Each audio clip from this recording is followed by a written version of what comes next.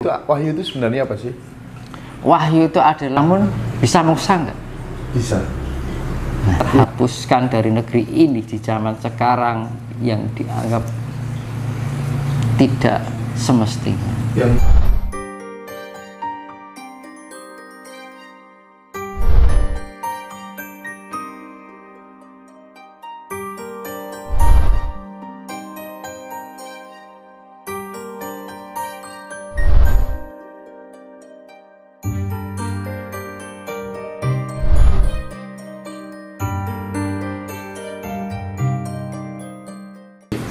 saya merespon sedikit terkait kegelisahan yang Mas Tinus sampaikan tadi. Saya bisa memahami dari bahasa batinnya Mas Tinus ya. Ada kemirisan yang sangat luar biasa melihat degradasi moral manusia gitu. Nah, ini pertanyaan agak pribadi sih sebenarnya. Saya beberapa kali, mohon maaf ya, menjumpai sosok figur begitu. Sepengetahuan saya secara secara agama, atau kemudian saya juga ketemu sama beberapa sesepuh gitu ya, ritualitasnya juga kelihatannya bagus gitu, tutur katanya juga bagus gitu. Tapi di sisi lain saya melihat dia nggak bisa mengendalikan Emosional. nafsunya, Ya, dia emosional. tidak bisa mengendalikan keinginannya gitu. Padahal saya sendiri tahu sebenarnya bahwa hakikat penciptaan laki-laki itu memang dia memiliki naluri sebagai pemburu wanita secara umum, siapapun dia, hanya orang-orang tertentu aja yang bisa mengendalikan. Saat tidak bisa mengendalikan itu kan bahayanya nanti itu menjadi warisan, Mas, jadi warisan untuk anak cucu sifat-sifat itu gitu. Nah, yang jadi masalah, kenapa banyak orang yang ritualnya kelihatannya bagus, ya kan, ibadahnya bagus, tapi justru nggak bisa mengendalikan itu nafsu, sampai memperkosa santri, sampai menggauli tamu yang datang ke rumahnya, segala macam dengan berbagai trik yang dilegitimasi sah oleh dirinya pribadi gitu. Akarnya di mana dan bagaimana supaya kita bisa mengendalikan hal itu supaya nggak menjadi warisan buat anak cucu kita secara sifat itu. Gimana, Mas? Ini kembali pada pemahaman. Ya, saya ulangi lagi, adalah pemahaman. Negeri kita itu penuh dengan ilmu yang tidak dimiliki oleh negara lain.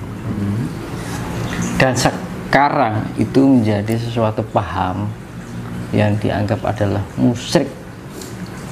Mohon maaf kalau saya bilang begitu.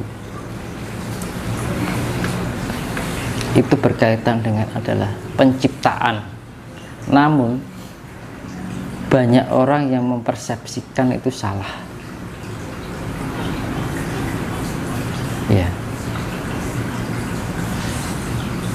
Jenengan lihat situs yang ada di Candi Ceto.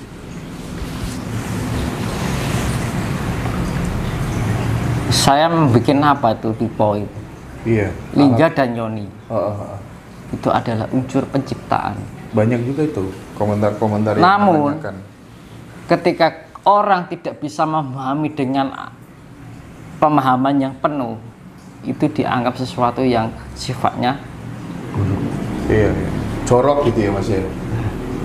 Orangnya nggak paham maksudnya. ya, itu unsur adalah cipta, rasa, dan karsa. Manakala karsa itu diarahkan hal yang sifatnya hanya untuk mengumbar, nonsen, tidak akan menjadi jalan yang terbaik.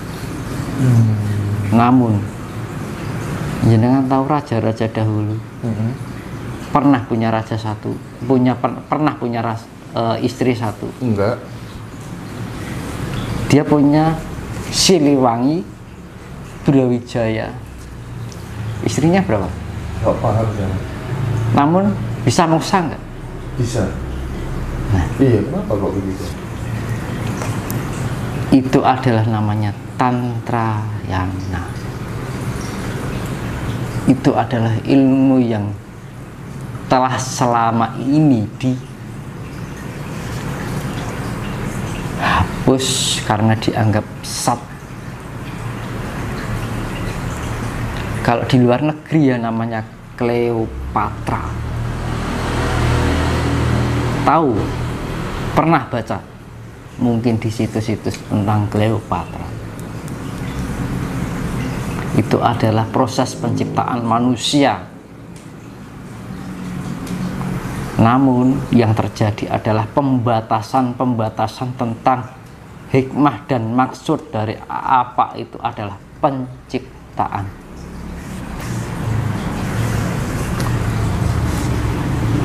Lampu tidak akan bisa menyala jika tidak ada pertemuan antara plus dan minus. Bisa nggak? Arus plus dan minus bisa menyala tanpa itu, ya kan bisa. Namun ini sebenarnya adalah ilmu rahasia yang telah tertinggalkan. Karena apa tertinggalkan? Dianggap itu adalah ilmu yang dianggap buruk.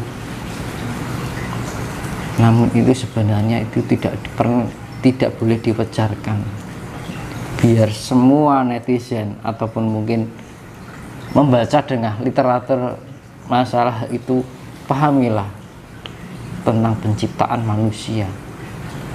Siwa, ketika Siwa menciptakan manusia, tidak akan terjadi tanpa Hawa. Hawa itu adalah suhu. Ketika bumi mengeluarkan lava, yang keluar itu akan tersentuh dengan suhu.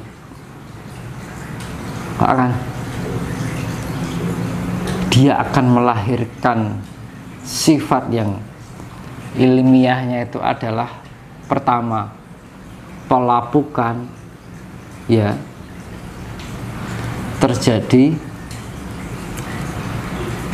penyuburan, terjadi pertumbuhan. Itu yang terjadi adalah, yang diceritakan adalah Hanoman. Hanoman tercipta dari Dewi Anjani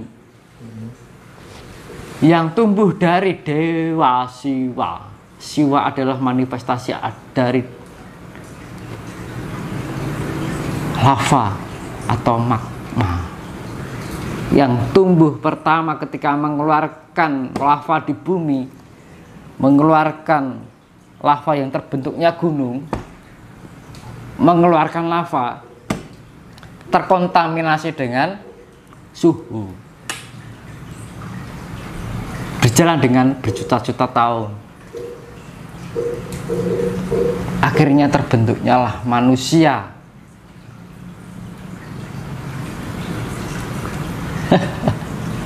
Kan gitu. Itu sebenarnya gimana itu? Raja-raja, bahkan founding fathers kita. Nah, ini saya jelaskan masalah itu dulu ya. Saya urutkan biar nanti paham. Enggak yang istrinya banyak tadi loh. Itu nanti proses penyempurnaan. Karena apa? Ada ilmu kanoman, kasepuan, dan kasampurnan. Kanoman itu istilahnya disilet ora apa-apa, mangan beling ora, kita mangan pecahan gelas nggak apa-apa, itu kanoragan. Nah, rawa rontek itu namanya kanoragan. Kalau kasepuan itu lebih kita memahami tentang arti kehidupan, kan gitu. Tapi kalau kasampurnan, kita lebih memahami tentang kesempurnaan hidup, dari proses penciptaan, pemeliharaan, hingga peleburan. Sangkan paraning dumadi. Dan ilmu sangkan paraning dumadi tidak bisa diwedhar secara umum. Hanya bisa orang yang bisa memahami. Itu satu adalah kanoragan, kasepuan, dan sampurna. Nah itu loh. Ini ilmu yang telah terhapuskan dari negeri ini di zaman sekarang, yang dianggap tidak semestinya. Yang tak sempurna nih. Makanya orang sekarang nggak bisa mencapai kesempurnaan. Yang ada adalah reinkarnasi, mencari kesempurnaan lagi, tumbuh DNA, menyatukan DNA lagi, sampai menemukan titik kesempurnaan yang sejati. Nah, namanya dibilang wahyu. Wahyu ada beberapa macam. Wahyu itu sebenarnya apa sih? Wahyu itu adalah penerimaan atas pemberian Tuhan yang masuk di dalam diri kita. Ada beberapa macam wahyu, sudah diterangkan, bisa dilihat di situs-situs mungkin loh ya, kalau ada. Wahyu purbo adalah wahyu katentraman, kebahagiaan. Wahyu sejati adalah suatu sifat yang nyata, kebenaran tentang keilahian. Wahyu murti, bahwa segala sesuatunya itu adalah satu, yang terpisah-pisah namun akan kembali menjadi satu kembali, penyatuan. Wahyu linuwih itu ibaratnya Kresna dengan Arjuna. Kalau di dalam pewayangan, ibarat Kresna itu adalah sumbernya, Arjuna itu adalah pancarannya. Ibarat matahari itu adalah Krisnanya, pancarannya itu adalah Arjunanya. Ibarat mata air itu Krisnanya, pancurannya itu adalah Arjuna. Makanya di dalam pewayangan Arjuna dengan Krishna itu selalu berdampingan. Nanti saya jelaskan masalah ini. Terus setelah wahyu linuwih, wahyu wasiso itu adalah segala yang ada di dalam jagat raya ini ada yang menguasai, yaitu adalah Sang Hyang Jagat Langgeng. Tan kena kinaya ngapa sejatine ora ana apa ning sing ana dudu. Tidak bisa diapa-apakan, namun tumbuh dengan suatu keajaiban yang pernah saya bilang tentang kematerialan, yaitu adalah namanya Higgs boson. Higgs boson itu timbul suatu keajaiban yang tiba-tiba ada. Mulai diarani di dalam Hono Coroko, ho, no, ho ki suwung, ora ono, no ki ono, anane ono, saka ora ono, adanya ada dari tidak ada. Coroko, saya ulas kembali ya, biar jelas. Coroko hono, anane ono, saka ora ono, coroko, cocipto, rasa lan karso. Karso ini tuh ya.